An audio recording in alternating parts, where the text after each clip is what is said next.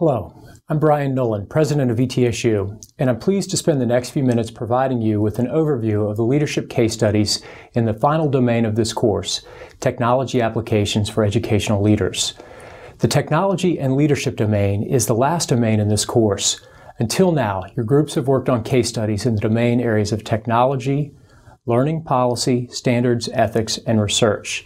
Now in this final domain, groups will consider cases that illustrate dilemmas related to technology and leadership. Issues for senior leaders, someone perhaps like me, responsible for leading complex organizations in a rapidly changing technology-rich environment. Leadership Case 1 provides you with the opportunity to examine the intended and unintended consequences of a college president who has a personal blog. The scenario allows you to consider the type of candid and informal communication streams that have propelled blogs and social media to the spotlight, becoming the most popular and desired form of interpersonal communication among students 25 years and younger. In this case, the president's blog is an informal, personal narrative of her presidency rather than a formal professional representation of her university. You'll consider the implications, both positive and negative, for choosing this approach to connect with and communicate to students, faculty, alumni, board members, and other constituency groups.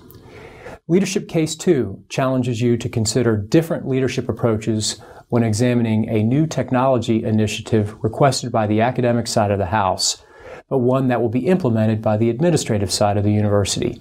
In this case, faculty and students have demanded the online submittal of university forms with electronic signature options.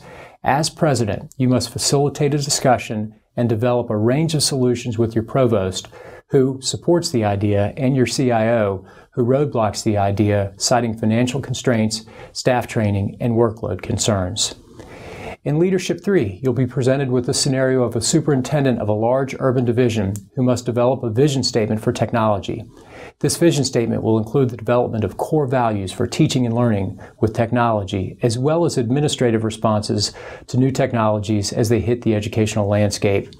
A student advisory board will assist the superintendent with the development of the vision statement and core values.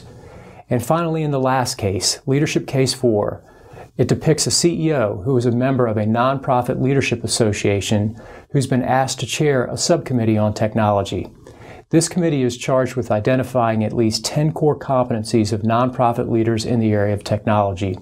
The subcommittee will develop a self-assessment utilizing a report card format where leaders answer questions and grade themselves in each of 10 core competency areas.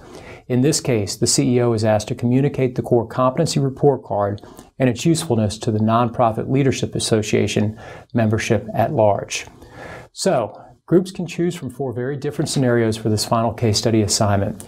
As you discuss your case and develop recommendations, remember the importance of articulating ideas that are consistent with the principles of a consensus-based, mission-centered nonprofit organization.